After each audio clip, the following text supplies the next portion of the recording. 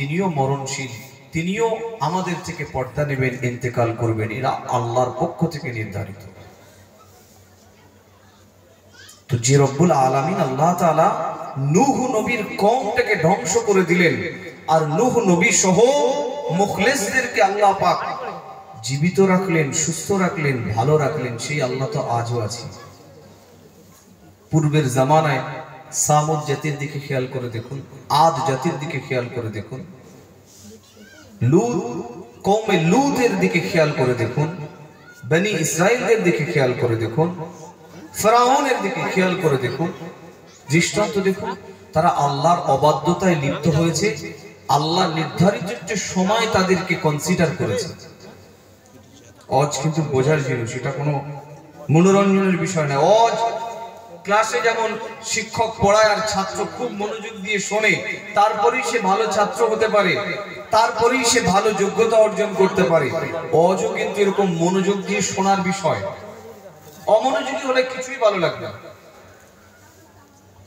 এটা দ্বীনি তালিমের মজলিস।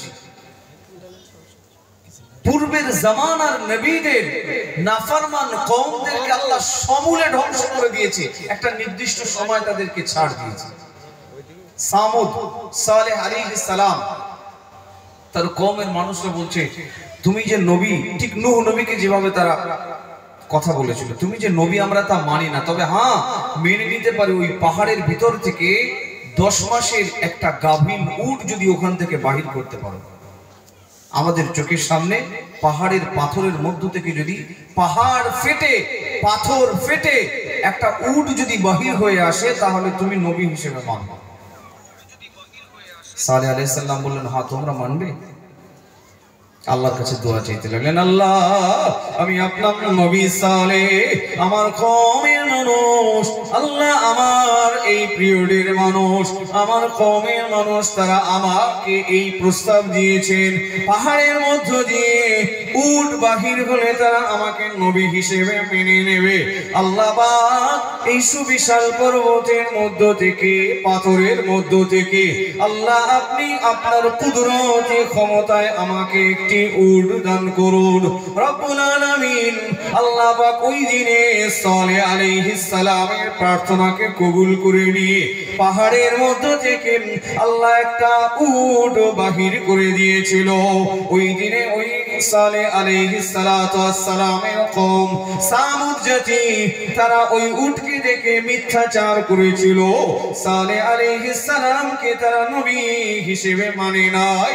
আল্লাহ পাকের আদেশ ছিল তাদের উপরে ওই উটের সঙ্গে তারা যেন অন্যায় না করে, ওই উটকে যেন তারা কষ্ট না দেয়। আল্লাহ পাকের ওই দান করা উট, সেই উটের সঙ্গে তারা যেন কোনো অন্যায় না করে। আল্লাহ পাক বিধান করে দিয়েছিলেন, একদিনে আল্লাহর দান করা ওই উট কূপের পানি পান করবেন, আর অন্যদিন ওই সামুদ জাতি তারা কূপের পানি পান করবেন। আল্লাহ পাকের নবী হযরত সালেহ আলাইহিস সালাতু ওয়াস সালাম তার কওমের মানুষেরা কি করলো, তারা চক্রান্ত করে উটটাকে হত্যা করে দিয়েছিল। আল্লাহ পাকের নবী সালেহ আলাইহিস সালাম তাদেরকে বলেছিল, তোমরা আল্লাহর আদেশকে অমান্য করেছো, তোমরা আল্লাহর নিষেধকে অগ্রাহ্য করেছো, তোমরা আল্লাহর বিধানকে বৃদ্ধাঙ্গুলি দেখিয়েছো, তোমরা আল্লাহ পাকের ওই হুকুমকে তোমরা অমান্য করেছো। আল্লাহর আযাব তোমাদের জন্য অপেক্ষামান। এখনই তোমাদের মধ্যে আমি নবী, আমি ভয় করছি আল্লাহর আযাব গজব এসে যেতে পারে। তোমরা আল্লাহর আদেশকে অগ্রাহ্য করেছো, আমার ভয় হচ্ছে এখনই আল্লাহর আদেশ এসে আযাব এসে যাবে। তারা মজা করে বলেছিল, আল্লাহর আযাবটা আবার কেমন সেটা একটু চোখে দেখতে চাই। আল্লাহর আযাব কেমন আমরা একটু চোখে দেখতে চাই। আল্লাহ প্রথম দিন রাতের বেলা প্রত্যেকের চেহারাটা ফ্যাকাশে করে দিলেন। বৃহস্পতিবার রাত, কিতাবের মধ্যে এসেছে। তারা এটা আনন্দ পাচ্ছে যে এবার আযাব আসবে, এই আযাব আসার নমুনা বোধহয় আমরা একটু দেখবো আল্লাহর আযাবটা কেমন।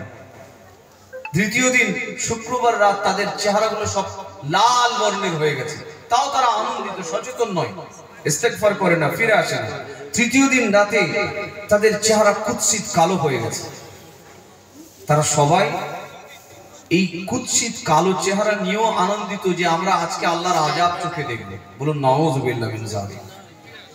কত বড় দুর্ধর্ষ, দুঃসাহসী, যে আল্লাহর আযাবের জন্য তারা প্রতীক্ষা করছিল, যে আমরা দেখতে চাই আল্লাহর আযাবটা কেমন, কি ধরনের আযাব, আযাব আবার কি, শাস্তি আবার কি। আল্লাহ পাক আসমান থেকে পাথর বর্ষণ করলেন, পাথর পাথর, আর পুরো জমিনটা আল্লাহ পাক ভূমিকম্পে, জলজলায় পুরো এলাকাটাকে আল্লাহ ধ্বংস করে দিয়েছিল, পুরো জাতিটাকে সমূলে আল্লাহ ধ্বংস করে দিয়েছিল। কওমে সামুদ, কওমে আদ, সব কোরআনের মধ্যে আল্লাহ কোট করে দিয়েছে।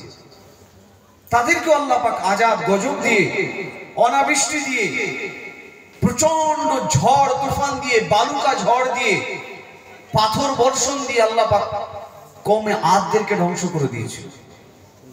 কওমে বনি ইসরাইল পানিতে ডুবিয়ে, ফেরাউন দৃষ্টান্ত, আল্লাহ ধ্বংস করে দিয়েছে। দাউদ নবীর কওমের উপর একটা আদেশ ছিল, শনিবার দিন মাছ না খাওয়ার জন্য, মাছ শিকার না করার জন্য। তারা এটা অমান্য করার কারণে একটা গোটা কওমকে আল্লাহ বানরে পরিণত করে দিয়েছিল। আল্লাহর আযাব এগুলো কোনো গল্প নয়, প্রত্যক্ষ কালামুল্লাহ শরীফের মধ্যে আল্লাহ রাব্বুল আলামিন প্রত্যেকটি বিষয়ে আল্লাহ আয়াতে কারিমা কোট করে দিয়েছেন। এই সমস্ত বিষয়গুলি উম্মতে মুহাম্মাদীকে আল্লাহ পাক আমাদেরকে স্মরণ করিয়ে দিয়েছেন। খবরদার, হুঁশিয়ার, আমি আল্লাহ একজন মুমিনের জীবন ব্যবস্থার যে রুটেশন বলে দিয়েছি, যে গাইডলাইন বলে দিয়েছি, তাদের চলার যে পথ বলে দিয়েছি, এভাবে জীবন যাপন করতে হবে। তা না হলে পূর্বের নবীর কওমদের মতো আমি আল্লাহ তাদের থেকেও প্রতিশোধ নেব। তবে উম্মতে মুহাম্মাদী হওয়ার কারণে আল্লাহ রাব্বুল আলামিন আমাদের প্রতি একটু এই ব্যাপারে কনসিডার করেছেন যে সমূলে পুরো কওমটাকে আল্লাহ ধ্বংস করে দেন। তার পিছনে রাসূলুল্লাহর দোয়া, আল্লাহর হাবিবের ইন্তেকালের মুহূর্তে রাসূলুল্লাহ যখন ইন্তেকালের মুহূর্তে শুয়ে রয়েছেন, মালাকুল মউত রাসূলুল্লাহর ঘরে এসেছেন, সালাম দিচ্ছেন, আসসালাতু ওয়াসসালামু আলাইকা ইয়া নবী আল্লাহ, ইয়া রাসূলুল্লাহ, হুজুর আমি মালাকুল মউত, আল্লাহ আপনার গৃহে আমি মালাকুল মউতকে প্রেরণ করেছি। ইয়া রাসূলুল্লাহ, ইয়া হাবিবাল্লাহ, হুজুর আপনার গৃহে প্রবেশের অনুমতি দিন। আল্লাহ রাব্বুল আলামিনের রাসূল, আল্লাহর নবী, দয়ার রাসূল মালাকুল মউতকে প্রবেশের অনুমতি দেওয়ার পরে মালাকুল মউত আল্লাহর নবীর গৃহের মধ্যে প্রবেশ